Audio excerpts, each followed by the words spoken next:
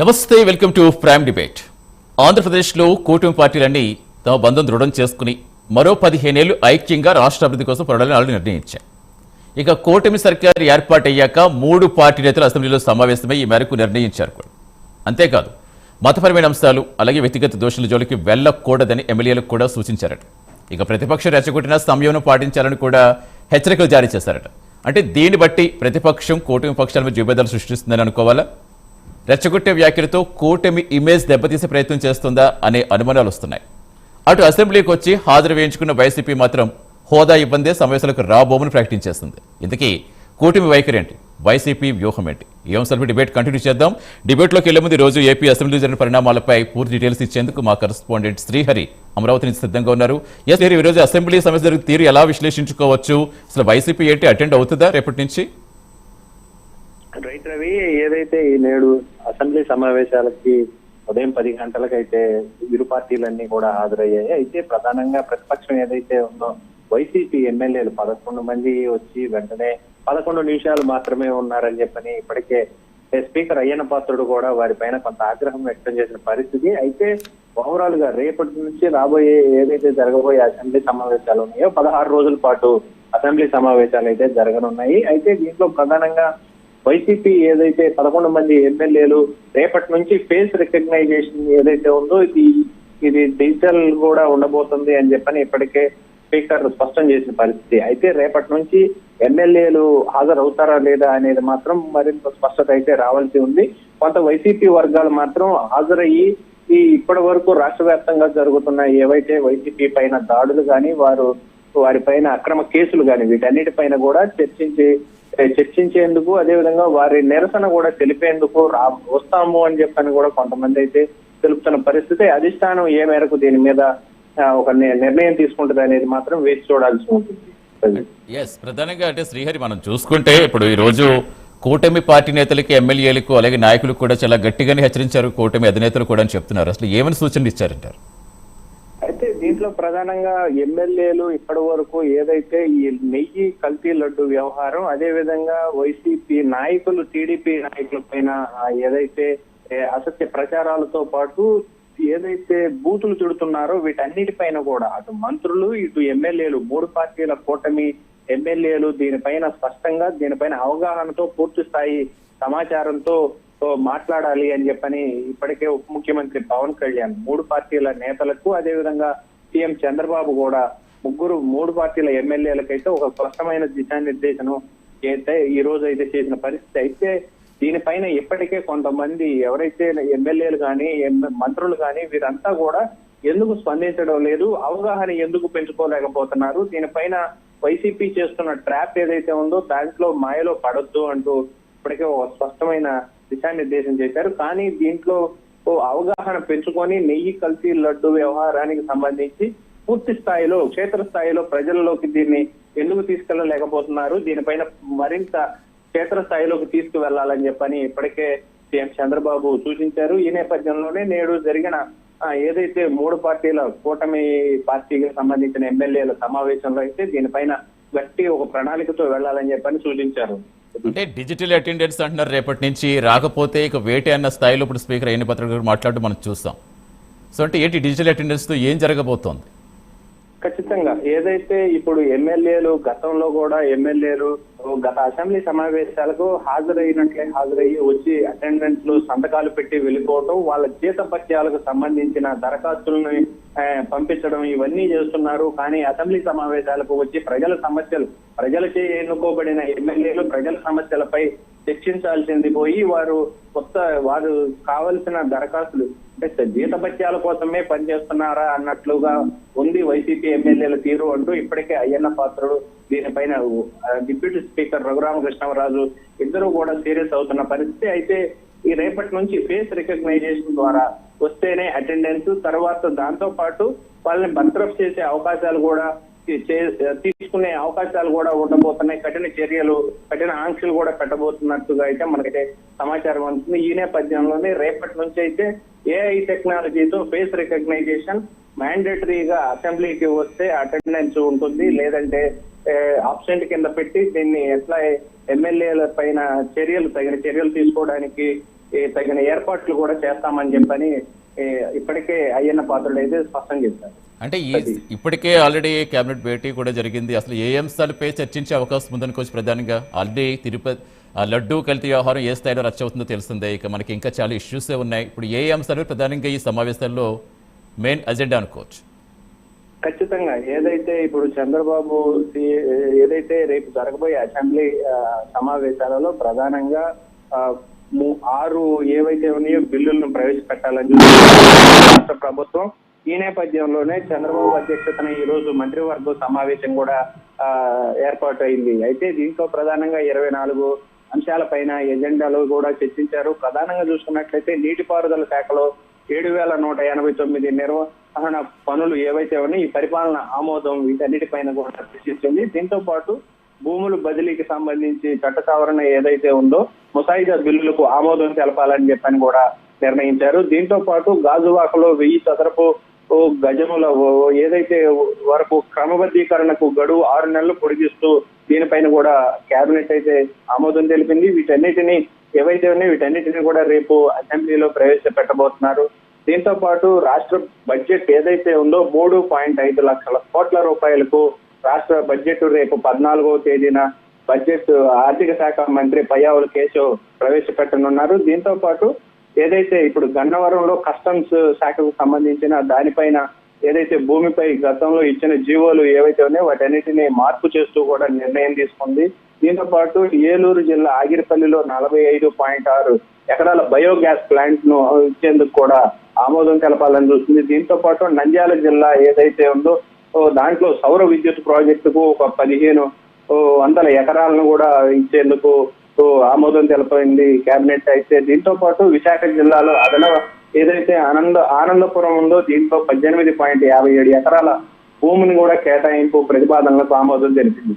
వీటన్నిటితో పాటు ఏఐ ఏదైతే లివింగ్ ల్యాబ్స్ ఉన్నాయో వీటన్నిటి ప్రారంభానికి కేబినెట్ కూడా ఆమోదం తెలిపింది. దీంతో పాటు తిరుపతిలో డిజాస్టర్ ఇప్పటికే రికవరీ సెంటర్ ఏర్పాటుకు కేబినెట్ ఆమోదం తెలిపింది. దీంతో పాటు రామాయపట్నం పోర్ట్ అభివృద్ధికి కంఫర్ట్ లెటర్ జారీ చేసే ఆదేశాలు కూడా ఆమోదం తెలిపింది. దీంతో పాటు ఓటర్ జాబితా ప్రచురణ ఏదైతే ఉందో ఏటా 4 అర్హత కలిగిన కల్పించే చట్ట సవరణ ఏదైతే ఉందో ఈ బిల్లు కూడా ఆమోదం తెలపాలని చెప్పనైతే ఇవన్నిటిని కూడా ఓవరాల్ గా రేపు ఈ కేబినెట్ తో పాటు ఓవరాల్ గా అసెంబ్లీలో కూడా చర్చించాలి. Right, thank you Srihari. So మొత్తంగా మరి అసెంబ్లీకి రేపటి నుంచి అటెండ్ అవుతుందా లేదా వైసీపీ అనేది ఇంకా వ్యూహాత్మకంగా కనిపిస్తుంది. ఏం జరుగుతుందో ప్రస్తుతం డిబేట్ కంటిన్యూ. డిబేట్ లో మనతో పాటు జాయిన్ అవుతున్నారు మొహమ్మద్ నజీర్ గారు, గుంటూరు ఈస్ట్ ఎమ్మెల్యే, మనకి జూమ్ లో అందుబాటులోకి వచ్చారు. ముప్పు అంకమరావు గారు, అనలిస్ట్, మనకి జూమ్ లో అందుబాటులోకి వచ్చారు.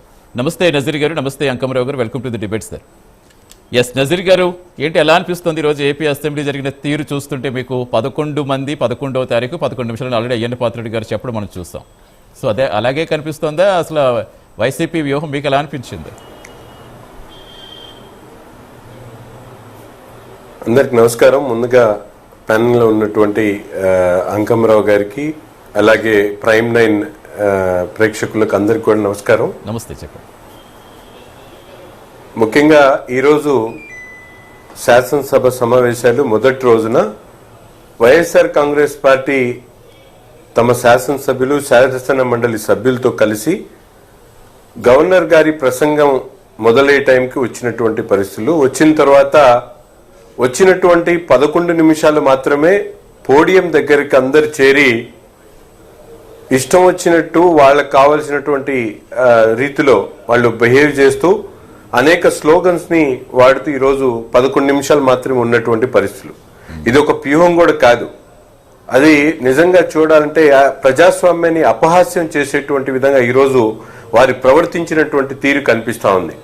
ఎందుకంటే ప్రజలు ఎంతో నమ్మకంతో వాళ్ళకి 11 మందిని గెలిపిస్తే ఆ 11 మందితో పాటు శాసనమండలి సభ్యులు కూడా ఈరోజు ప్రజలు ఏ విధంగా ఆలోచిస్తారనేటువంటి ఇంకిత జ్ఞానం కూడా లేకుండా ఈరోజు సభలోకి వచ్చినటువంటి 11 నిమిషాల్లో సాక్షాత్తు జగన్మోహన్ రెడ్డి గారు అక్కడ శాసన మండలి సభ్యులు, శాసనసభ్యులు వాళ్ళు పోడియం దగ్గరే ఉన్నప్పుడు ఒక్కొక్కడిని పిలిచి వెళ్దాం పదండి అని చెప్పి వాళ్ళని బ్రతిమలాడుతున్నటువంటి పరిస్థితులు కనిపించాయి. ఎందుకంటే అక్కడ వచ్చినటువంటి శాసనసభ్యులు ఎవరు కూడా వెంటనే వెళ్ళిపోవాలనే ఆలోచన కూడా లేదు. కానీ జగన్మోహన్ రెడ్డి గారు నైజాం రండి వెళ్ళిపోదామని చెప్పి ఒకసారి పెద్దిరెడ్డి గారి చేత, ఒకసారి మన బొత్స సత్యనారాయణ గారి చేత, అలా ఒక్కొక్కసారి ఒక్కొక్కరి చేత పిలిపించి 5-6 నిమిషాల తర్వాతే ఆయన మొదలు పెట్టాడు వెళ్ళిపోదామని. ఎందుకంటే ఎక్కడ కూడా ప్రతిపక్ష పార్టీ హోదా లేనటువంటి పులివెందుల శాసనసభ్యుడు, వైఎస్ఆర్ కాంగ్రెస్ పార్టీ, ఈరోజు తెలుగుదేశం పార్టీ కూటమి ప్రభుత్వాన్ని ఎదుర్కొనేటువంటి ధైర్యం, ప్రజలకు ఏ మొహం చూపించాలో అర్థం కానటువంటి పరిస్థితులు వాళ్ళ మొహాల్లో ఈరోజు కనిపించాయి. నిస్సిగ్గుగా అక్కడ ఉండలేక ప్రజల ముందుకి 5 కోట్ల మంది ప్రజలు చూస్తా ఉన్నారు. ఆంధ్ర రాష్ట్ర శాసనసభలో గవర్నర్ గారి ప్రసవం అయ్యేదాకా కూర్చునేటువంటి అర్హత లేనటువంటి వ్యక్తుల్లాగా ఈరోజు వాళ్ళు ప్రవర్తించిన తీరు చూస్తా ఉంటే చాలా జగుస్పకరంగా ఉంది, చాలా బాధేస్తా ఉంది. ఎందుకంటే ప్రజల చేత ఇచ్చినటువంటి జీతాలు తీసుకుంటా ఉన్నారు, ప్రజలకు కావాల్సినటువంటి సమస్యల మీద మాట్లాడేటువంటి అంశాలు ఉన్నాయి, వాటి మీద ఎక్కడ దృష్టి పెట్టకుండా కేవలం వచ్చి నామకే వస్తే మళ్ళీ 11 నిమిషాల్లో వెళ్ళిపోయినటువంటి పరిస్థితి ఉంటాయి. ఇటువంటి చౌకబారు పార్టీ గాని, ఇటువంటి పనికిమాలినటువంటి నాయకుడు ఈ రాష్ట్రంలో గతంలో కూడా ఎవరు లేరు, రాబోరు అని చెప్పి కూడా ఈ సందర్భంగా నేను తెలియజేస్తా ఉన్నాను. అంటే నజరీ గారు ఇప్పుడే కాదు, గత నుంచి కూడా కూటమి నేతలు అందరికీ చెప్తూనే ఉన్నారు, నాయకులకి కానీ అందరికీ, ప్రతిపక్షం రెచ్చగొట్టే ప్రయత్నాలు చేస్తుంది, ఆ ట్రాప్ లో పడొద్దు, అందరూ సమయం పాటించండి. ఈ రోజు కూడా చాలా విషయాలపై కూటమి ఎమ్మెల్యేలకు కావచ్చు, అలాగే నాయకులకు కావచ్చు, చాలా గట్టిగానే సూచన ఇచ్చారని చెప్తున్నారు. అంటే ఏం చెప్పారు సార్? ముఖ్యంగా ఈరోజు జరిగినటువంటి కూటమి శాసనసభ్యులు శాసన మండలి సమావేశంలో గౌరవ ముఖ్యమంత్రి గారు, ఉప ముఖ్యమంత్రి గారు, అలాగే బీజేపీ ఫ్లోర్ లీడర్ ఉన్నటువంటి రాజు గారు రాబోయేటువంటి అసెంబ్లీ సమావేశాలు కానీ, ఈరోజు ఎన్డీఏ కూటమి ఏదైతే ఆనాడు ఎన్నికలకు ముందు ఏదైతే స్ఫూర్తితో పనిచేశారో అదే స్ఫూర్తితో కలిసికట్టుగా రాష్ట్రాన్ని మరొకసారి పునర్నిర్మాణం చేసేటువంటి దిశగా మన ప్రయత్నం ఉండాలనేటువంటి భావాన్ని కలిగించేటువంటి విధంగా మాట్లాడినటువంటి పరిస్థితులు.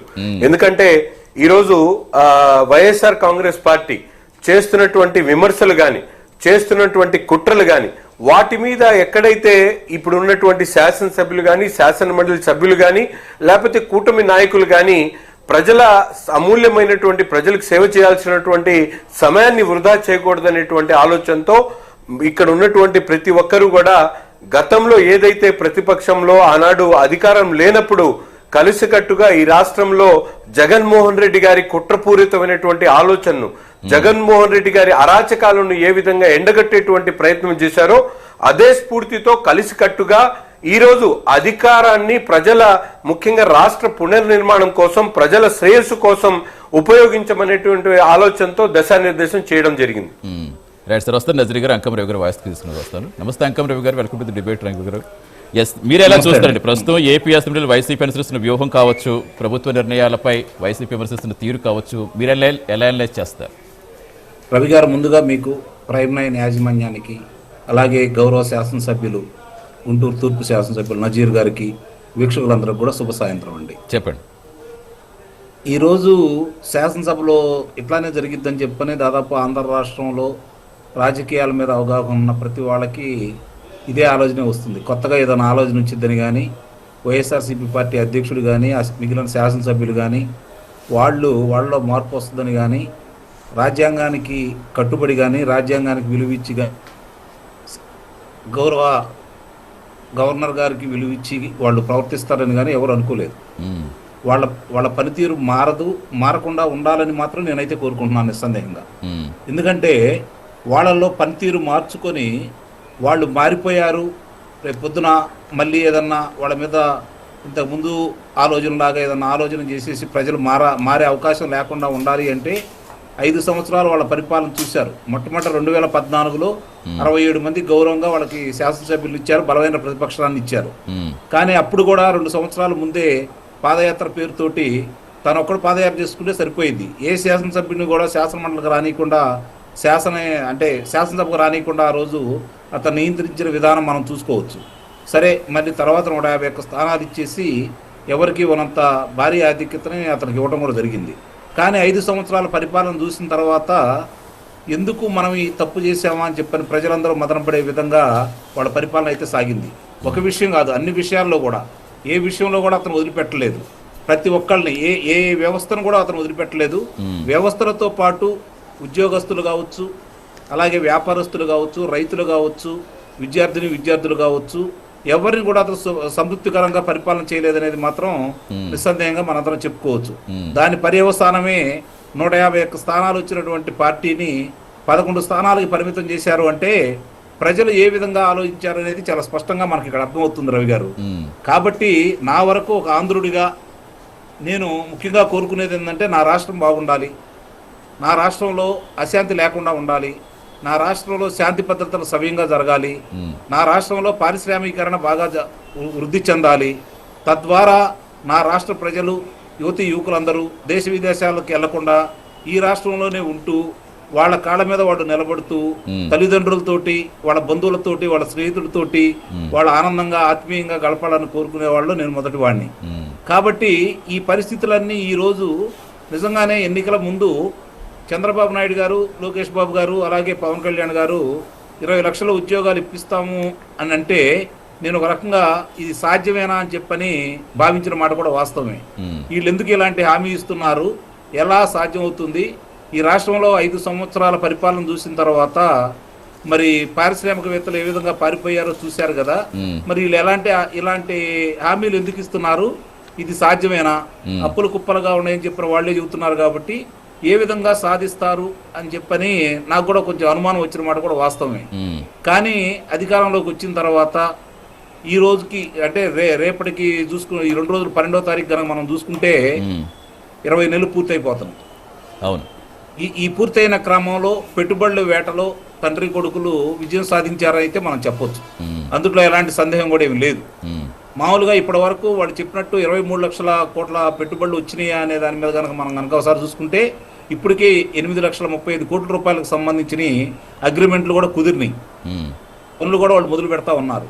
మిగిలిన వాటికి ఈరోజు వాళ్ళకి స్థలాలు ఇచ్చే కార్యక్రమంలో కావచ్చు, లేదంటే వాళ్ళకి వసతులు ఏర్పాటు చేసే దాంట్లో కావచ్చు, వాళ్ళు తనములకలై ఉన్నారు, ఆ విధంగా ముందుకెళ్తా ఉన్నారు.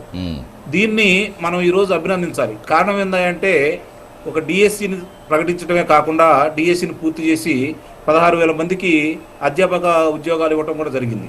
అలాగే కానిస్టేబుల్ నియామకం చూసుకుంటా ఉంటే 5,757 కానిస్టేబుల్ని నియమించడం కూడా జరిగింది.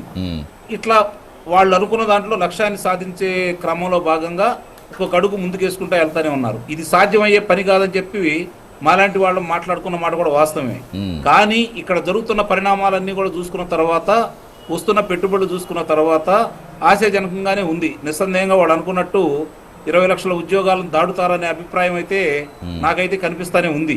చూద్దాం మరి ఇప్పుడు ఎలా ఉంటారు ఏంటనేది. అంటే డెఫినెట్ గా అంటే ఇప్పుడు ఇంకా మరింత బాధ్యతగా ఉండాల్సిన అవసరం అయితే ఉందంటారు కూటమి నాయకులు కానీ వీళ్ళు కానీ. ఇప్పుడు ఏదైతే ప్రతిపక్షాలు రెచ్చగొట్టే ప్రయత్నం చేస్తున్నాయి కాబట్టి అందరికీ సమయం పాటించి పదే చెప్తున్నారు ఈ లా అండ్ ఆర్డర్ పరిరక్షణలో. రైట్, అంకమరావు గారు మీతో పాటు మళ్ళీ జాయిన్ అవుతాను. వస్తాను, మళ్ళీ మీ దగ్గరకు వస్తాను. గంగయ్య గారు వాయిస్ కూడా తీసుకుని వస్తాను. గంగయ్య గారు ఆంధ్రప్రదేశ్ రాష్ట్ర జానపద కళలు సృజనాత్మక అకాడమీ చైర్మన్ జనసేన నుంచి. నమస్తే గంగయ్య గారు. గంగయ్య గారు, నా వాయిస్ వినిపిస్తోందా? గంగయ్య గారు చెప్పండి, అసలు ఎలా కనిపించింది మీకు ఈరోజు? సభకి వస్తారా రారా అని అందరూ వెయిట్ చేశారు, వచ్చారు, వాకౌట్ చేశారు, ఆందోళనలు జరిగాయి. మొత్తం సభ జరిగిన తీరు, వైసీపీ వ్యవహరించిన తీరు మీకు ఎలా అనిపిస్తోంది?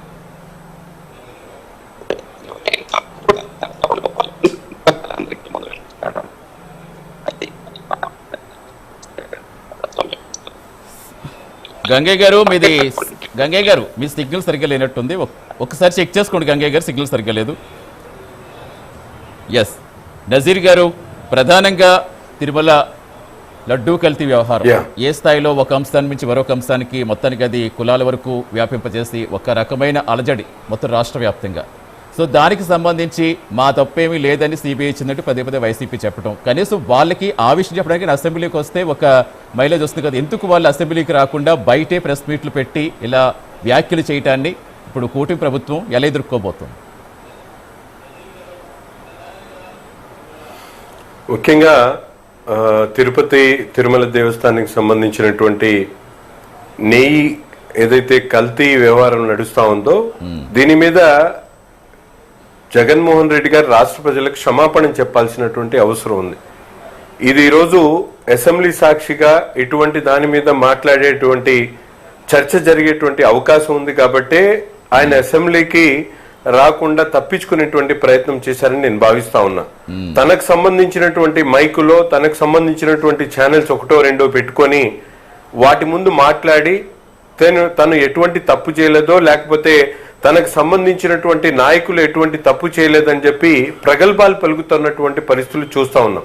సాక్షాత్తు సిట్ రిపోర్ట్ లో కానీ క్లియర్ గా ఈ నెయ్యి కల్తీ జరిగింది, ఎక్కడ కూడా నెయ్యిలో పాలుకు సంబంధించినటువంటి ఎక్కడ కూడా పదార్థం లేదు అని చెప్పి నిర్మోహమాటంగా చెప్పినప్పుడు కల్తీ అనేది మామూలే అని విడ్డూరంగా మాట్లాడుతున్నటువంటి పరిస్థితులు కనిపిస్తా ఉన్నాయి. ముఖ్యంగా ఎందుకంటే ఈరోజు దాదాపు వాళ్ళ ప్రభుత్వం ఉన్నప్పుడే ఆ రిపోర్ట్ లో క్లియర్ గా 2021-22లోనే తిరుమల తిరుపతి దేవస్థానంలో వాడేటువంటి నెయ్యి కల్తీ ఉందని చెప్పి రిపోర్ట్ ఇచ్చినప్పుడు కూడా అప్పుడు కాసులకు కకృతి పడి ఆనాడు ఉన్నటువంటి చైర్మన్ గారు కానీ అక్కడ ఉన్నటువంటి అధికారులు గారా ఈ విధమైనటువంటి తప్పు చేసినటువంటి పరిస్థితులు. ఈరోజు ముఖ్యంగా కూటమి స్టాండ్ ఒకటేనండి. ఇంతమంది కోట్లాది మంది భక్తుల మనోభావాలు దెబ్బతీసినందుకు ఈ రిపోర్టు గతంలోనే ప్రభుత్వం ఏర్పడినటువంటి కొత్తలో వచ్చినప్పుడు కూడా ఇది ఎందుకు బయట పెట్టకుండా ఇప్పుడు దాకా ఎందుకు వెయిట్ చేయాల్సి వచ్చిందంటే, ఇది ఎక్కడైనా మనం నెగ్లెక్ట్ చేసి బయట పెట్టకపోతే దీంట్లో ప్రజలకి మనం సమాధానం చెప్పాల్సినటువంటి అవసరం ఉంది. బయట పెట్టినప్పుడు ఇటువంటి డిస్కషన్ వస్తుంది, దాని మీద క్లారిటీ చెప్పాల్సినటువంటి బాధ్యత జగన్మోహన్ రెడ్డి గారికి ఉంది. ఈరోజు అడ్డగోలుగా మాట్లాడి జరిగినటువంటి తప్పిని కప్పుపుచ్చుకునేటువంటి ప్రయత్నం చేస్తున్నారు తప్ప ఎక్కడ కూడా తమ ప్రభుత్వంలో ఉన్నప్పుడు ఈ నెయ్యి వాడడం వల్ల ఇంత శాతం కల్తీ ఉంది, భక్తులకు క్షమాపణ చెప్దాం అనేటువంటి జ్ఞానం లేకుండా ఈరోజు వాళ్ళు బిహేవ్ చేస్తున్నటువంటి పరిస్థితులు ఉన్నాయి. పైపెచ్చు చంద్రబాబు నాయుడు గారు చెప్పినటువంటి మాటల్ని ఏదైతే ఆనాడు కల్తీ జరిగిందని చెప్పి ఆయన ఆయన క్లియర్ గా చెప్పినప్పుడు కూడా దాని మీద సమాధానం చెప్పడానికి వీల్లేదు. కాబట్టి ఈరోజు శాసనసభలకు వచ్చి అటువంటి విషయాల మీద చర్చించేటువంటి ధైర్యం లేకనే ఈరోజు ఎగ్గొట్టినటువంటి పరిస్థితులు. ఖచ్చితంగా నజీర్ గారు, అంటే ఇప్పుడు డిజిటల్ అటెండెన్స్ పెట్టారు కాబట్టి అసలు వచ్చే అవకాశం ఉందనుకుంటున్నారా? కంటిన్యూ చేద్దాం నజీర్ గారు. షార్ట్ బ్రేక్ తీసుకుని వస్తాను. ప్రైమ్ డిబేట్లో షార్ట్ బ్రేక్ తీసుకుందాం. Prime debate. ఎస్ నజీర్ గారు, ఇప్పుడు ఆల్రెడీ ఎప్పుడు లేనట్టుగా ఈసారి డిజిటల్ అటెండెన్స్ కూడా ఇంట్రడ్యూస్ చేస్తున్నారు. నిజంగా ఇప్పుడు ఇంట్రడ్యూస్ చేశాక ఇన్ కేసు రాకపోతే నెక్స్ట్ ప్లాన్ ఎలా ఉండబోతోంది? వస్తారని మీరు అనుకుంటున్నారా? ముఖ్యంగా డిజిటల్ అటెండెన్స్ అనే సిస్టమ్ ని పెట్టిన తర్వాత కానీ వాళ్ళైతే రెగ్యులర్ గా వస్తారనేటువంటి ఆలోచన మాకు కూడా లేదు. ఎందుకంటే చట్టంలో ఉన్నటువంటి కొన్ని రూల్స్ ని బట్టి వాళ్ళు 60 రోజుల్లో ఒకసారి వచ్చి అటెండెన్స్ వేయించుకొని వెళ్ళేటువంటి కార్యక్రమంలో భాగంగానే ఈరోజు గవర్నర్ గారి ప్రసంగం ముందు వచ్చి 11 నిమిషాల నుండి వెళ్ళిపోయినటువంటి పరిస్థితులు. అంటే ఇప్పుడు రీసెంట్ గా లక్నోలో జరిగింది స్పీకర్ గారు స్పీకర్ సదస్సుడు అయ్యన్న పాత్రుడు గారు స్వయంగా చెప్పారు, అసలు ఇలా రాకపోతే నో వర్క్ నో పే, దీనికి రాజ్యాంగపరంగా ఒక చట్టం తీసుకురావాల్సిన అవసరం ఉందని చాలా గట్టిగానే చేశారు. సో అంటే ఇప్పుడు నిజంగా అలాంటి అవసరం ఏమన్నా వస్తుందా? దాని మీద గట్టిగా ఫైట్ చేయాల్సిన అవసరం వచ్చిందనుకుంటున్నారా? తప్పకుండా. ఎందుకంటే ఇప్పుడు ఏదో లాస్ట్ లో ఉన్నటువంటి 5 నెలల్లో 4 నెలల్లో 3 నెలల్లో ఎగ్గొట్టడం కాకుండా పూర్తిగా 5 సంవత్సరాలు ప్రతిపక్ష హోదా ప్రజలు ఇవ్వకపోతే ప్రతిపక్ష హోదా ఇస్తే వస్తానని చెప్పి ఈయన అడ్డంగా మాట్లాడుతున్నటువంటి పరిస్థితులు చూస్తుంటే చాలా హాస్యాస్పదంగా ఉంది. ఈరోజు ప్రజలు ఆయనకి ప్రతిపక్ష హోదా ఇవ్వలేదు, వాళ్ళ పార్టీకి కానీ ఆ నాయకుడికి కానీ. ఈరోజు వాళ్ళు వచ్చి వాళ్ళకి ఇచ్చినటువంటి ఒక శాసనసభ్యుడిగా మిగతా 175 మంది 154 మంది ఎలా వస్తా ఉన్నారో వాళ్ళు కూడా రావాలి. వాళ్ళ కాన్స్టిట్యుయెన్సీకి సంబంధించినటువంటి ఇష్యూసో లేకపోతే రాష్ట్రంలో ఉన్నటువంటి సమస్యల మీదో వాళ్ళు మాట్లాడేటువంటి అవకాశం ఉంది. వచ్చి వాళ్ళ సమస్యలను మనం ప్రజలకు కావాల్సినటువంటి విషయాల మీద మాట్లాడితే తప్పకుండా అది బాగుంటుంది. కానీ ఈరోజు ప్రజాధనాన్ని వినియోగించుకుంటూ జీతాలు తీసుకుంటూ భత్యాలు తీసుకుంటూ ఈరోజు ప్రజాధనాన్ని దుర్వినియోగం చేసేటువంటి విధంగా ఉన్నటువంటి వాళ్ళ మీద తప్పకుండా యాక్షన్ తీసుకోవాల్సినటువంటి అవసరం ఉంది. అదే మాటని గౌరవ స్పీకర్ గారు ఆ సమావేశంలో చెప్పడం జరిగింది. తప్పకుండా ఆయన నాయకత్వంలో ఇటువంటి చర్యలు తీసుకుంటారని చెప్పి మేమైతే భావిస్తా ఉన్నాం. రైట్. అంకమరావు గారు, ఇప్పుడు సంఖ్యాబలం లేకపోయినా ప్రతిపక్ష హోదా మీదే అదే అంశాన్ని పట్టుకుని గత కొన్ని సెషన్స్గా చూస్తూనే వస్తున్నాం. దాన్నే పట్టుకుని వాళ్ళు రాజకీయం చేయడం ఎంతవరకు కరెక్ట్ అనుకోవాలి? ఇప్పుడు ఒక సభ అన్నాక అధికార పక్షం విపక్షం రెండు ఉంటేనే దానికి ఒక పరమార్థంలా కనిపిస్తుంది. నిజంగా ఎవరు లేకపోయినా అది ప్రజాస్వామ్యానికి నిజంగానే అది చాలా స్టేట్ కలిగించే విధంగానే ఉంటుంది. అంటే ఇప్పుడు ఈ సాగిస్తున్న నిధులు అంతిమంగా నష్టపోయేది ఎవరంటే ఎవరు చెప్తారు? అసలు ఎవరికి నష్టం ఇది? ఇప్పుడు ప్రజలు నష్టపోతున్నారా, ప్రభుత్వమా ప్రతిపక్షమా? ప్రజాస్వామ్యం మీద నమ్మకం ఉండేవాళ్ళు, రాజ్యాంగం అంటే గౌరవం ఉండేవాళ్ళు, తను శాసనసభ్యుడు లేకపోతే మాజీ ముఖ్యమంత్రి గానో, మాజీ ప్రతిపక్ష నేత గానో, మాజీ పార్లమెంట్ సభ్యుడు గానో, నాకు 15 సంవత్సరాలు నేను ఆ కార్యక్రమాలు నిర్వహించాను, నేను గౌరవప్రదమైనటువంటి అధ్యక్షుడిగా ఉన్నాను ఒక పార్టీకి అనే ఆలోచన కనుక ఆయనకు ఉన్నట్టయితే ఇలాంటి ఆలోచనని రావండి. 151 స్థానాలు వచ్చిన వ్యక్తి 11 స్థానాలకు ఎందుకు పడిపోతారు ఒకసారి గుర్తుపెట్టుకోండి. మీరు ఇక్కడ గమనించుకోవాల్సిన అంశం ఏంటంటే వాళ్ళకి 18 స్థానాలు వచ్చి లేకపోతే 25 స్థానాలు వచ్చి ప్రతిపక్ష హోదా వచ్చినా కూడా వచ్చేవాళ్ళు కాదు. అందుకే నేను ఇందాక అన్నాను, ఎట్టి పరిస్థితుల్లో కూడా వాళ్ళు శాసనసభకు రారు. ఎట్లా వస్తారు చెప్పండి?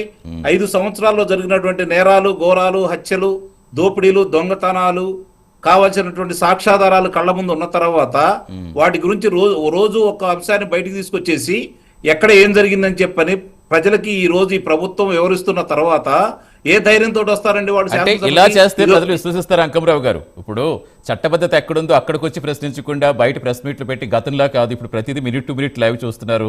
ఈ రోజు ఏం మాట్లాడారు, రేపేం మాట్లాడారు, ప్రతిదీ వస్తుంది. నిజంగా వీళ్ళకి అధికార పక్షం వాళ్ళకి సమయం ఇవ్వకుండా ఎవరిని ఇబ్బంది పెడితే అది కూడా ప్రజలు చూస్తారు కాబట్టి వాళ్ళకి కలిసి వస్తుంది అది. కానీ మరి ఇవంతా కూడా ప్రజలు గతంలో లేరు, ప్రతి దాని మీద చాలా అప్డేటెడ్గా ఉంటున్నారు. నిజంగా ప్రజలు విశ్వసిస్తారా బయటకు వచ్చి ఇంతలా వాళ్ళు వ్యాఖ్యలు చేస్తే మాత్రం?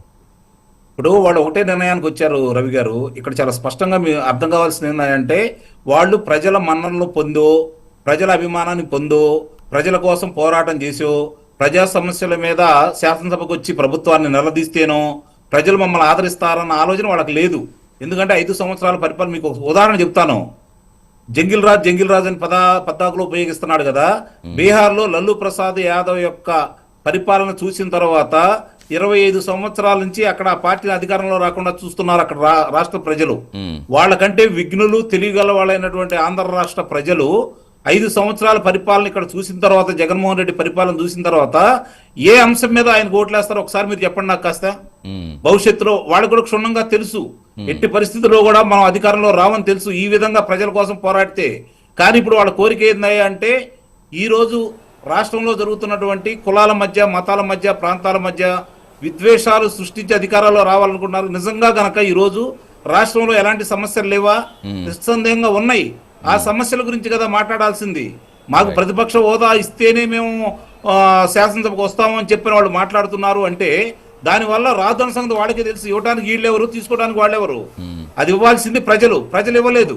ఇప్పుడు ఒకటి గమనించుకోండి, ఇక్కడ 5 సంవత్సరాల పరిపాలనలో ఎదుర్కొన్నటువంటి ప్రతి విషయాన్ని క్షుణ్ణంగా అర్థం చేసుకున్నారు కాబట్టి రాష్ట్ర ప్రజలు ఈ రోజు 11 స్థానాలకు పరిమితం చేశారు. ఒకటి మాత్రం నేను నిస్సందేహంగా చెప్తాను రవి గారు, మొన్న జరిగినటువంటి ఎన్నికలు 2024 చంద్రబాబు నాయుడు గారా, పవన్ కళ్యాణ్ గారా, భారతీయ జనతా పార్టీ గారా కలిస్తే వాళ్ళకు అనుకూలంగా ప్రజలు ఓట్లేయలేదు. జగన్మోహన్ రెడ్డి మీద ఉన్న వ్యతిరేకతతోటి ప్రజలు ఓట్లేశారు. ఇది ఒకటి గమనించుకోవాలి. కారణం ఏంటంటే ఒక వర్గాన్నో, ఒక కులాన్నో, ఒక మతాన్నో, ఒక ప్రాంతాన్నో కాదు, ఆయన అందరినీ వాళ్ళ ఇబ్బందులు పెట్టిన మాట వాస్తవం. ఈ రోజు కూడా అపరిష్కృతంగా రెవెన్యూ విభాగానికి సంబంధించినటువంటి సమస్యలు ఈ రోజు వరకు ఉన్నా కూడా దానికి కారణం ఎవరు? ఆ రోజు జరిగినటువంటి అవకతవకలు. సరిగ్గా నిజంగా గనక అతను తీసుకొచ్చినటువంటి భూలో సర్వే అనేది, రీసర్వే అనేది నిజంగా గొప్ప కార్యక్రమం, నేను అభినందిస్తాను దానికి. కానీ సరిగ్గా ఆచరణలో చేయలేదు, స్వార్థానికి ఉపయోగించుకున్నారు. నిజంగా ఆచరణలో కనుక ఉపయోగించుకున్నట్టయితే 1911లో జరిగినటువంటి ఆ కార్యక్రమానికి సంబంధించి మళ్ళీ ఇంతవరకు జరగలేదు, బ్రిటిష్ కాలంలో జరిగింది. దాన్ని అద్భుతంగా చేయొచ్చు, అవకాశం ఆయనకు ఉంది. ఈరోజు డిజిటల్ యుగం, కానీ దాన్ని సద్వినియోగం చేసుకోలేకపోయాడు. నాకు తెలిసి రాజకీయంలో ఏమాత్రం అవగాహన ఉన్నా మళ్ళీ అధికారంలో రావాలనుకున్న వాళ్ళు ఎవరైనా సరే 151 స్థానాలు వచ్చిన తర్వాత పరిపాలన సజావుగా సాగించుకుంటూ ముందుకెళ్ళినట్లయితే 2 పర్యాలు వీళ్ళు అనుకున్నట్టు వీళ్ళు 3 సార్లు వస్తాం అనుకుంటున్నారు కదా, 3 సార్లు కూడా జగన్మోహన్ రెడ్డి అధికారంలోకి వచ్చి ఉండేవాడు. కానీ అతనికి ఆలోచన లేదు. ఆలోచన లేకపోతే కక్షపూరితంగా వ్యవహరించాడు కాబట్టి ఈ రోజు ప్రజలు కూడా ఇలాంటి తీర్పు ఇచ్చారు. ఇప్పటికి కూడా వారి ఆలోచన విధానంలో ఎలాంటి మార్పు రావట్లేదు. ఈ రోజు రాష్ట్రంలో సమస్యలు లేవా? ఉన్నాయి, దాన్ని అడ్రస్ చేయటం లేదు. ఏ కాడికి దీని మీదే మాట్లాడుకుంటున్నారు. కులాల మధ్య, మతాల మధ్య, ప్రాంతాల మధ్య విభేదాలు సృష్టించి అధికారంలో రావాలనే కోరికతోటి ముందుకెళ్తున్నారే తప్ప మనం చేసిన పొరపాట్లు ఏంటి, ఎందుకు మనల్ని ప్రజలు దూరంగా పెట్టారు, ఎలా మనం దాని గురించి ఆలోచించుకోవాలి, ఎలా ప్రజల మనసులు మనం గెలుచుకోవాలి, ప్రజలతో మళ్ళీ మమేకం అవ్వాలంటే, ప్రజలు మన వెంట నడవాలి అంటే మనం ఏ కార్యాచరణ ఎన్నుకోవాలి, ప్రజలకు ఉన్నటువంటి ఇబ్బందులు ఏంటని చెప్పి దాని మీద కదా పోరాటం చేయాల్సింది.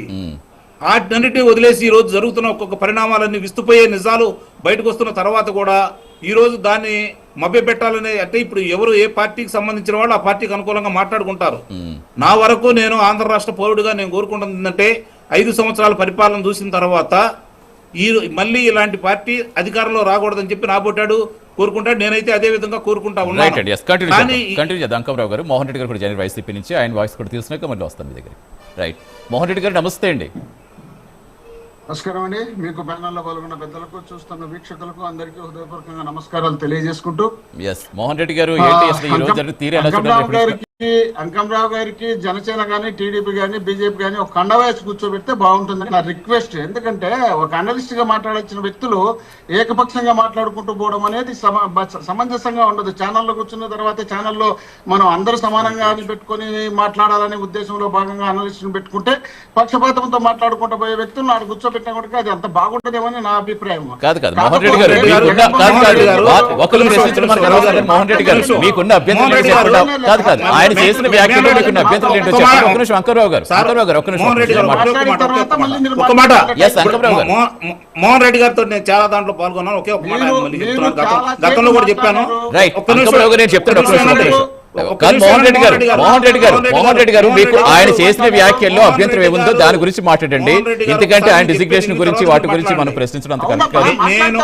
అలా కాదు, దాని గురించి అభ్యంతరం ఏంటి చెప్పండి. అలా కాదు, అంటే ప్రతిపక్షం కాదు కాదు మెయిన్ గా మాట్లాడండి. మోహన్ రెడ్డి గారు ఇప్పుడు సరే ఈ రోజు అటెండ్ అయ్యారు కాదు కాదు, ఈ రోజు అటెండ్ అయ్యారు. జగన్మోహన్ రెడ్డి గారు అసెంబ్లీకి రారు, 25 వచ్చినా రారు, ఆయన ఎట్టి చెప్పినా రారు, ఆయనకి టైం ఇచ్చినా రారు, ప్రతిపక్షం ఇచ్చినా రారు, దొంగతనాలు చేసినారు, దోపిడీలు చేసినారు అంటే సిగ్గు లేదా? దొంగతనాలు చేసిన వాళ్ళు పక్కన పెట్టుకొని వాళ్ళకి సపోర్ట్ చేసుకుంటే కూర్చున్నటువంటి వ్యక్తులు కూడా జగన్మోహన్ రెడ్డి గారిని తప్పులు పట్టుకుంటూ పోతారంటే ఇంకా ఇంతకన్నా ఇడిచింగ్ ఏముంటుంది చెప్పండి? ఎవరు దొంగతనాలు చేసినారు, ఎక్కడ దొంగతనాలు చేసినారు, చేసిన వాళ్ళు ఎవరు, చేయించిన వాళ్ళు ఎవరు, మెజా నేర్చుకునేది ఎవరు, దొంగతనాలు చేసుకున్న వాళ్ళ ఎన్నికేసేది ఎవరు, రేపులు చేసిన వాళ్ళు ఎన్నికేసుకు వచ్చేది ఎవరు, మటన్లు చేసిన వాళ్ళు ఎన్నికేసుకు వచ్చేది ఎవరు? మోహన్ రెడ్డి గారు సరే సరే మోహన్ రెడ్డి గారు ఒక్క నిమిషం మీరు మాట్లాడితే ఒక్క ప్రశ్న సరే. ఇప్పుడు మీరు ఏదైతే అంటున్నారు ఎవరెవరని పోనీ అవే ప్రశ్నలు మీరు అసెంబ్లీకి వచ్చి ప్రశ్నిస్తే అందరికీ తెలుస్తుంది కదా. మేము చెప్పేది అదే సార్, మేము కూడా అదే చెప్తున్నాం. మేము చెప్పింది ప్రతిపక్ష స్థానం ఇవ్వమని చెప్పి అడిగినప్పుడు ప్రతిపక్ష స్థానం ఇవ్వమన్నప్పుడు ప్రతిపక్షం ఇకపోయినా పర్వాలేదులే, వినండి తల ఉంచొద్దు, వినండి. ప్రతిపక్షం ఇకపోయినా పర్వాలేదులే, ఈ రాష్ట్రంలో 3 పార్టీలు కలిసి అధికారంలో ఉన్నాయి. ఈ రాష్ట్రంలో ఉన్నటువంటి 3 పార్టీలకు వచ్చినటువంటి ఓటు బ్యాంక్ 54% మాత్రమే. వైఎస్ఆర్ కాంగ్రెస్ పార్టీకి వచ్చింది 40% ఓటు వచ్చింది. 40% ప్రజల తరపున వాదించాల్సిన బాధ్యత వైఎస్ జగన్మోహన్ రెడ్డి గారికి ఉంది. జగన్మోహన్ రెడ్డి గారు మాట్లాడాల్సినప్పుడు జగన్మోహన్ రెడ్డి గారికి టైం ఇవ్వమని చెప్పవలసిన బాధ్యత ఇలాంటి పెద్ద మనుషులకు ఉంది. ఈ పెద్ద మనుషులు బాగా వాంచుకుంటూ కూర్చుంటే ఇంకెవరు పంపుతారో? పార్టీలు ఎటు వాళ్ళు ఉన్నాయి, వాళ్ళ పార్టీలో 3 కలుసుకున్నారు, 3 అధికారాన్ని పంచుకుంటున్నారు, 3 వాళ్ళు ఇష్టం వచ్చినట్టు వాళ్ళు చేసినటువంటి అవినీతులు, అన్యాయాలు, అక్రమాలు బయటికి రాకుండా ఉండాలంటే జగన్మోహన్ రెడ్డి గారు అసెంబ్లీకి రాకూడదు. వాళ్ళు ఒక నిర్ణయానికి వచ్చినారు, ఆ నిర్ణయానికి వచ్చినారు కాబట్టి వాళ్ళు జగన్మోహన్ రెడ్డి గారు రాకూడదనే ఆలోచన ఉంది కాబట్టి వాళ్ళు టైం ఇవ్వమన్నారు. మేము ఒక ఎమ్మెల్యేకి ఇచ్చిన స్థానం టైమే ఇస్తాం. పులివెందుల ఎమ్మెల్యేకి ఇచ్చిన టైం ఇచ్చే, పులివెందుల ఎమ్మెల్యేకి ఇచ్చిన టైం ఇస్తే మీరు చేసినటువంటి తిరుమలలో చెప్తున్నటువంటి నకిలీ లడ్డు గురించి ఎవరు మాట్లాడతారు? మీరు చేసిన గుంటూరులో మా వైఎస్ఆర్ కాంగ్రెస్ పార్టీ కుర్రాన్ని నడిపచాలు చంపిన దానికి ఎవరు మాట్లాడతారు? ముచ్చుమర్రులో అమ్మాయిని రేపు చేసి చంపినటువంటి అమ్మాయి గురించి ఎవరు మాట్లాడతారు? చెన్నకొత్తపల్లి దగ్గర అనంతపురం జిల్లా రాప్తాడు నియోజకవర్గంలో ఒక అమ్మాయిని రేపు చేసిన అలా కాదు మోహన్ రెడ్డి గారు, అసలు ముందు మీరు వస్తే అలా మోహన్ రెడ్డి గారు మీరు చెప్పుకుంటూ వెళ్ళిపోతే ఏమర్థమవుతుంది? ఒక్క నిమిషం ఆగండి మోహన్ రెడ్డి గారు, మీకు సమయం ఇస్తాం ఒక్క నిమిషం మీరు ఆలోచించి సమయం ఇస్తాం. జగన్మోహన్ రెడ్డి గారి పార్టీ 40% ఓట్లు తెచ్చుకుని అదే నేను అడుగుతున్నా సంఖ్యాబలం లేదు కాబట్టి ప్రతిపక్ష హోదా సాధ్యం కాదు టెక్నికల్ గా వాళ్ళు చెప్తున్నారు. ఒక్క నిమిషం అలా కాదు మీరు మాట్లాడుకుంటూ వెళ్ళిపోతే ఇంకెప్పుడు అడగాలండి? ఒక్క నిమిషం మోహన్ రెడ్డి గారు, ప్రెస్ మీట్ పెట్టి వీళ్ళు చేసిన తప్పులు ఎప్పటికప్పుడు ఎక్కడికెక్కడ ఎత్తు చూపిస్తున్నాం కదా. అదే ప్రశ్నించండి, ప్రశ్నించదని ఎవరంటలేదు. ప్రశ్నించే బాధ్యత మీకే ఎక్కువ ఉంటుంది. అధికార పక్షం కంటే ప్రజల పక్షాన్ని పోరాడే బాధ్యత మీకే ఎక్కువ ఉంటుంది. మీరే చెప్తున్నారు కాదు కాదు, మీరే చెప్తున్నారు 54% వాళ్ళకు ఉంది, 40% మాకు వచ్చిందని చెప్పినప్పుడు మేము ఆ టైం ఏమని చెప్పినాం, టైం ఏమన్నారు? మోహన్ రెడ్డి మీరు పెట్టలేదు, మీరు కంటిన్యూ చెప్పేసుకుంటూ వెళ్ళిపోతారు. అలా కాదు మోహన్ రెడ్డి గారికి, సరే కాదు ఒక్క నిమిషం కాదు, మీరే చెప్తున్నారు మాకు ఓటింగ్ శాతం ఇంత వచ్చింది, అధికారం లేకపోవచ్చు అని. సంఖ్యాబలం లేదు కాబట్టి ప్రతిపక్ష హోదా సాధ్యం కదా. ఎప్పటి నుంచో మనకి దీని గురించే మాట్లాడుకుంటున్నాం. సరే ఆ విషయం పక్కన పెడితే ఇప్పుడు మీరు చెప్పే అంశాలు అసలు అసెంబ్లీకి వచ్చి మాట్లాడక మీకు సమయం ఇవ్వకపోతే ప్రజలే గమనిస్తారు కదా ప్రతిపక్షం నోరు ఎత్తనివ్వట్లేదు అని. గమనించరా? కాదు, మీకు మాట్లాడే సమయం ఎక్కువ ఇస్తారు. స్పీకర్ గారు చెప్పారు, చంద్రబాబు గారు చెప్పారు, పవన్ కళ్యాణ్ గారు చెప్పారు.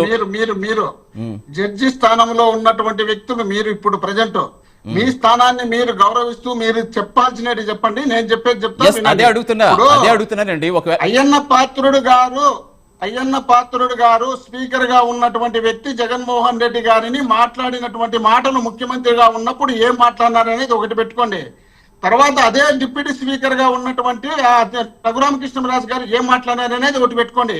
తర్వాత జగన్మోహన్ రెడ్డి గారు చనిపోతే బాగుండు, ఓడిపోయినాడు, ఓటమి కాదు చనిపోవాలని చెప్పినటువంటి నీచ నికృష్టమైనటువంటి పెద్ద మంచిని తీసుకుపోయి స్పీకర్ స్థానంలో కూర్చోబెట్టిన తర్వాత వ్యక్తిగతంగా ఎంత సమయం ఇచ్చారు ఆయన ముందన్నే. ఒక్క నిమిషం సరే మోహన్ రెడ్డి గారు మీరు చెప్పండి, కానీ అలాంటి వ్యాఖ్యలు చేయొద్దు అంటున్నారు. అలాంటి మాటలు చేతులు పెట్టుకొని సైకో గాడు ఒక మాజీ ముఖ్యమంత్రిని, ఒక పార్టీ అధ్యక్షుని, ఒక పార్టీకి 40% ఓట్లు తెచ్చుకున్నటువంటి నాయకుడిని 11 మంది ఎమ్మెల్యేలు ముఖ్యమంత్రి స్థానంలో ఉన్నటువంటి వ్యక్తిని మహిళలకు అచ్చపరిచేటువంటి విధంగా మాట్లాడితే అతన్ని వెనక్కేసుకుని వచ్చి ఈ రోజు మేము మాట్లాడేటప్పుడు మీరు అవకాశం ఇచ్చాం వదిలేండి, మీరు మాట్లాడే పద్ధతి మార్చుకోండి. నీచ నికృష్టపు వ్యక్తి ఈ రాష్ట్రంలో ఎవరైనా ఉన్నారంటే, పేద ప్రజల బ్రతుకుల్ని అడ్డంగా ఇబ్బంది పెట్టినటువంటి వ్యక్తి ఎవరైనా ఉన్నారంటే, రాష్ట్ర భవిష్యత్తును నాశనం చేసినటువంటి వ్యక్తి ఈ రాష్ట్రంలో ఎవరైనా ఉన్నారంటే అది జగన్మోహన్ రెడ్డి గారు. అమరావతి లాంటి రాజధానిని 3 ముక్కలు చేసి పోలవరంలో కాపు డ్యాన్ని పూలగొట్టి ఈ రోజు రాష్ట్రంలో ఉన్నటువంటి లా అండ్ ఆర్డర్ ని కూలీ చేసినటువంటి వ్యక్తి, సెంట్రల్ స్కీమ్స్ ని పూర్తిగా సర్వనాశనం చేసినటువంటి వ్యక్తి జగన్మోహన్ రెడ్డి అనేటువంటి విషయాన్ని ఈ రాష్ట్ర ప్రజలు గమనించారు. కాబట్టి 151 ఉన్నటువంటి సీట్లను ఈ రోజు మోహన్ రెడ్డి గారు అసలు కంటిన్యూగా కాదు ప్రశ్న సమాధానం కాదని కాదు, కొంచెం అర్థవంతంగా కాదు. ఇప్పుడు వెళ్ళకపోతే ఎవరికి నష్టం, వెళితే ఏంటి అనేది కొంచెం మాట్లాడుకుందాం. అలాగే మీరు మాట్లాడుకుంటూ వెళ్ళిపోతే ఎలా అర్థమవుతుంది? మీరు మీ పార్టీ లైన్ మాట్లాడి దాటమని ఎవరు చెప్పరు కాదు, కానీ కొంచెం మీరు వినండి ఒకసారి. ఇప్పుడు 40 నిమిషాలు ఆల్రెడీ అయిపోయింది. అందుకనే మీకు ఎక్కువ సమయం ఇస్తున్నాను, అందుకనే చెప్తున్నాను మీకే ఎక్కువ సమయం ఇస్తారు. కానీ మీరు మాట్లాడుకుంటూ వెళ్ళిపోతే ఎలా కుదురుతుంది? ఇప్పుడు వాళ్ళు అడిగి మీరు చెప్పిన దానికి వాళ్ళు చెప్తే దాంట్లో లేదు. ఎక్కడ చదువుతారండి ఎవరు? గంగయ్య గారికి వాయిస్ కూడా తీసుకుని గంగయ్య గారు వాయిస్ తీసుకుని వస్తారు. గంగయ్య గారు ఏం చెప్తారు? సమయం ఇవ్వట్లేదు కాబట్టి మీరు రావట్లేదు చెప్తున్నారు తప్పించి సమయం ఇవ్వట్లేదు అని చెప్తున్నారు.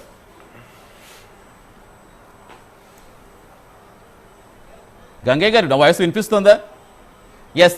నజీర్ గారు సో ఏం చెప్తారు? మీరు ఆల్రెడీ విన్నారు, సమయం ఇవ్వట్లేదు, ప్రభుత్వం సమయం ఇస్తే మేము వచ్చి మాట్లాడతాం. ఎక్కడ ఇస్తున్నారు? ఒక సాధారణ ఎమ్మెల్యేకి ఇచ్చినట్టుగానే ఇస్తున్నారు, కానీ మిగతా టైం ఇవ్వట్లేదు. వాళ్ళు చెప్పడమే చెప్తున్నారు, కానీ అందుకనే మీరు రావట్లేదు. ముఖ్యంగా ఈరోజు మోహన్ రెడ్డి గారు చెప్పినటువంటి మాట, ఈరోజు ప్రజలు ప్రతిపక్ష పార్టీ హోదా వాళ్ళకి ఇవ్వలేదు. టెక్నికల్ గా వాటికి అవకాశం లేదు. శాసనసభ స్పీకర్ గా ఉన్నటువంటి వ్యక్తి ప్రతి ఒక్క శాసనసభ్యుడికి కూడా అవకాశం ఇచ్చేటువంటి పరిస్థితులు ఉన్నాయి. ముఖ్యంగా వైఎస్ఆర్ కాంగ్రెస్ పార్టీకి సంబంధించినటువంటి అధ్యక్షుడిగా, పులివెందుల శాసనసభ్యుడిగా శాసనసభలో తను గాని తన పార్టీకి సంబంధించినటువంటి నాయకులు గాని తప్పకుండా మాట్లాడేటువంటి అవకాశం ఉంటుంది. ఈ రోజు గెలిచినప్పటి నుంచి కూడా ఎప్పుడు అవకాశం దొరికినా ప్రజలకు సంబంధించినటువంటి అంశాల మీద మాట్లాడేటువంటి ప్రయత్నం కూడా చేయనటువంటి పరిస్థితులు మనందరూ కూడా చూస్తా ఉన్నాం. ఈరోజు రాష్ట్రంలో ఇందాక మోహన్ రెడ్డి గారు నీచ నికృష్టపు పెద్ద మనిషి అన్నారు. నేను అక్కడే చెప్తా ఉన్నా, ఈ రాష్ట్రంలో అమరావతి అనేటువంటి రాజధాని 3 ముక్కలు చేసి ఈ రాష్ట్రానికి పట్టినటువంటి దరిద్రం ఎవరైనా ఉన్నారంటే అది జగన్మోహన్ రెడ్డి గారు. పోలవరం లాంటి సంజీవని ప్రాజెక్ట్ ని పని జరగకుండా, కాపర్ డ్యామ్ పూర్తవ్వకుండా సర్వనాశనం చేసినటువంటి వ్యక్తి ఎవరు ఉన్నారంటే జగన్మోహన్ రెడ్డి గారు. రాష్ట్రంలో లా అండ్ ఆర్డర్ ని పూర్తిగా నాశనం చేసినటువంటి వ్యక్తి, వ్యవస్థల్ని నిర్వీర్యం చేసినటువంటి వ్యక్తి, రాష్ట్రంలో ప్రజలు ఇచ్చినటువంటి శాసనసభ్యుడిగా వచ్చి ఆ రోజు నుంచి ఈ రోజు వరకు ఎంతో మంది సమస్యల మీద మాట్లాడేటువంటి అవకాశం ఉన్నప్పుడు కూడా ఈ రోజు ప్రతిపక్ష హోదా ఇవ్వలేదని ప్రజలు ఇవ్వనటువంటి హోదాని ఈ రోజు బ్రతిమలాడుకోవడమో భయపెట్టడం చేస్తే రాదు. శాసనసభకు వచ్చి ప్రజల హితం కోసం, ప్రజల అవసరాల కోసం, ప్రజల శాసనసభ్యుడిగా గెలిచినటువంటి వ్యక్తి వచ్చి అక్కడ అసెంబ్లీలో మాట్లాడి ప్రజా సమస్యల మీద నిలదీయాల్సినటువంటి అవసరం ఉంది.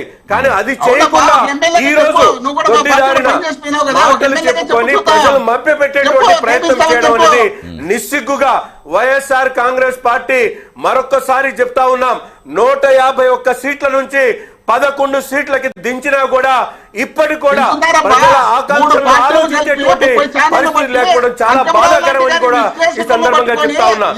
పట్టుకొని ఏమైనా చేయగలరు మీరు మట్టలు చేస్తారు, మీరు టేపులు చేస్తారు, మీరు ఇల్లు కలుస్తారు, మా వాళ్ళ లోపల పెడతారు. మీకన్నా గనులు భారతదేశంలో ఎక్కడన్నా ఉండారా?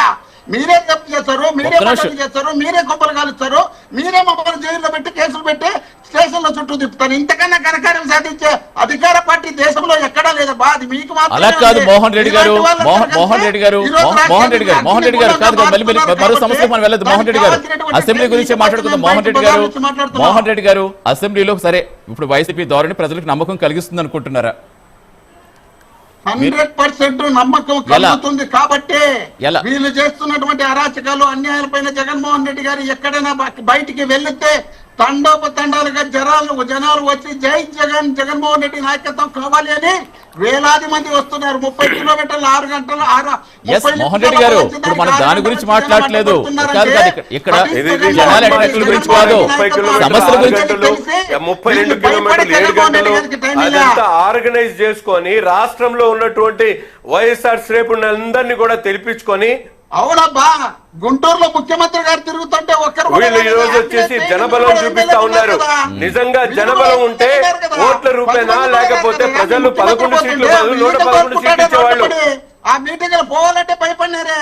సూపర్ 6 పెట్టి అలా కాదు మోహన్ రెడ్డి గారు, ఇక్కడ మాట్లాడాల్సింది ప్రజా సమస్యల మీద ఎవరు ప్రశ్నిస్తారు కాదు. మీరు మళ్ళీ ఇతర అంశాలు తీసుకొస్తే అది వేరేగా వెళ్ళిపోతుంది. మోహన్ రెడ్డి గారు ఎవరైనా సరే ఒక్క నిమిషం, అలా కాదు. ప్రజా సమస్యలు ప్రశ్నించే అధికారం మీకు ఉన్నప్పుడు అక్కడికి వచ్చి ప్రశ్నించకపోతే ఎలా? అక్కడ చట్టబద్ధత ఎలా వస్తుంది? మీరు బయట ఉండి పోరాడి ఎంత పోరాటం ఏమి ఉపయోగం అని.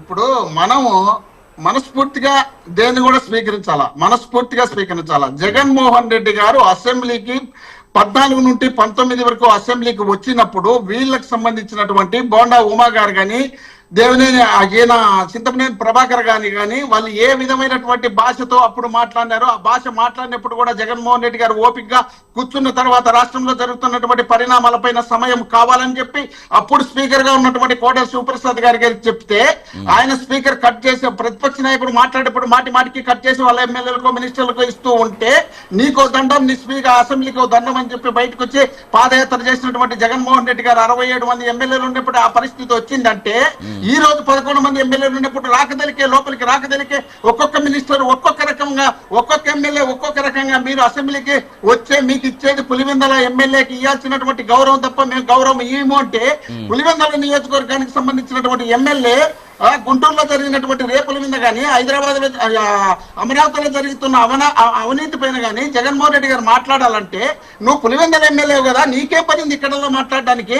మేము ఎన్నెన్నో అక్రమాలు చేస్తాం, ఎన్నెన్నో అన్యాయాలు చేస్తాం, ఎన్నెన్నో దోపిడీలు చేస్తాం, ఎన్నెన్నో రేపులు చేస్తాం. అలా కాదు మోహన్ రెడ్డి గారు, మీరు మళ్ళీ అలాగే వెళ్ళిపోతారు. అసలు మీరు వెళితే కదా తెలిసేదంటున్నా.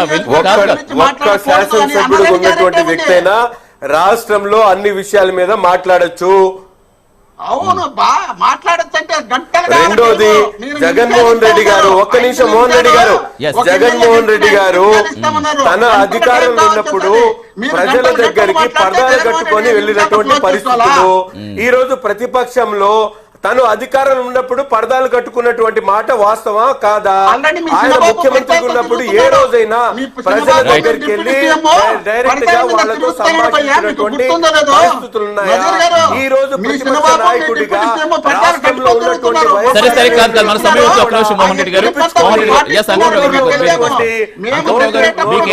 ఉన్నటువంటి అంబటి రాంబాబు గారిని పరామర్శించడానికి, లేకపోతే గంజాయి దొంగల్ని పరామర్శించడానికి, డ్రగ్స్ పరామర్శించడానికి ప్రజాహితం కోసం వచ్చాడా జగన్మోహన్ రెడ్డి గారు? ప్రజల కోసం వచ్చారా? ప్రజా శ్రేయస్సు కోసం వచ్చాడా? చెప్పండి. ఈ రోజు రాష్ట్ర ప్రజలు చెప్పాల్సినటువంటి అవసరం ఉంది.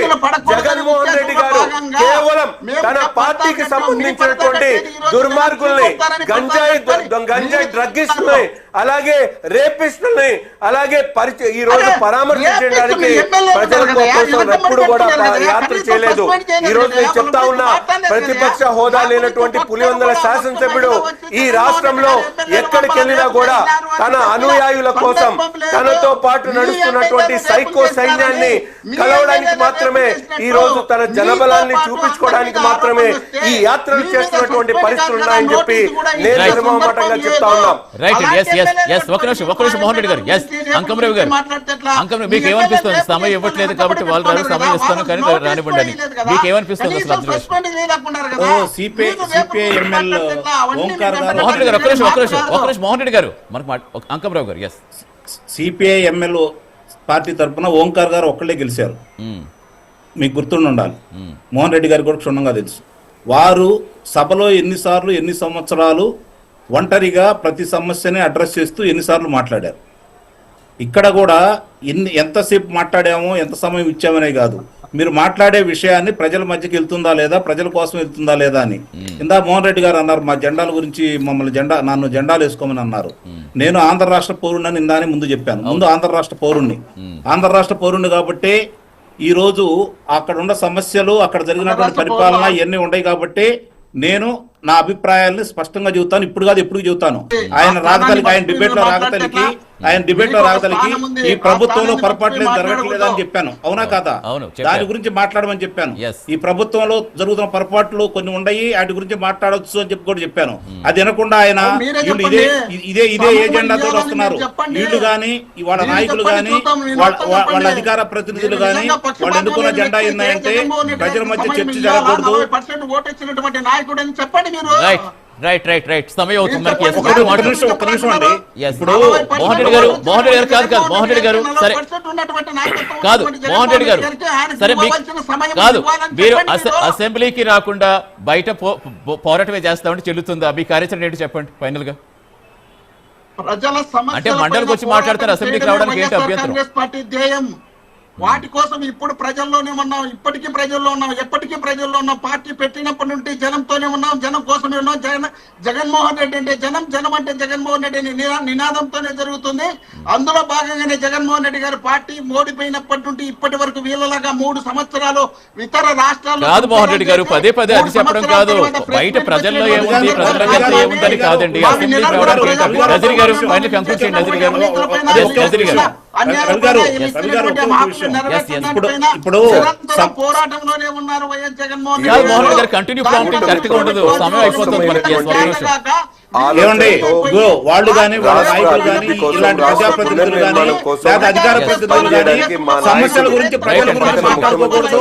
సమస్యలు ప్రజలకు అలాగే ముఖ్యమంత్రి పవన్ కళ్యాణ్ గారు కానీ, అలాగే కేంద్రంలో ఉన్నటువంటి నరేంద్ర మోడీ గారి సహకారంతో ఈ రాష్ట్రంలో పెట్టుబడుల ఆకర్షణతో పాటు చెప్పినటువంటి సంక్షేమ కార్యక్రమాలు, అభివృద్ధి కార్యక్రమాలు, జీరో పావర్టీ ఏదైతే 2047 స్వర్ణాంధ్ర స్థాపన కోసం ప్రతి అడుగు కూడా వేస్తా ఉన్నాం. ఇటువంటి జగన్మోహన్ రెడ్డి గారి లాంటి వ్యక్తులు, ఏదైతే పులివెందుల శాసనసభ్యుడిగా ఉన్నటువంటి జగన్మోహన్ రెడ్డి గారు తనకు ప్రజలు ఇచ్చినటువంటి అవకాశాన్ని, ఆ పార్టీకి సంబంధించినటువంటి నాయకులు ప్రజలు ఇచ్చినటువంటి అవకాశాన్ని సద్వినియోగం చేసుకొని ఏదైతే ఇటువంటి కార్యక్రమాలు రాష్ట్ర హితం కోసం పనిచేయాల్సినటువంటి అవసరం ఉంది. కానీ ఎవరున్నా లేకపోయినా ఈ రోజు ప్రజల కోసం పనిచేయడానికి, ప్రజలు ఇచ్చినటువంటి అవకాశాన్ని, సేవ చేయడానికి సద్వినియోగం చేసుకొని తప్పకుండా రాష్ట్రాన్ని పునర్నిర్మాణం చేయడానికి, రాష్ట్ర భవిష్యత్తు కోసం, రాష్ట్ర అభివృద్ధి కోసం, రాష్ట్రంలో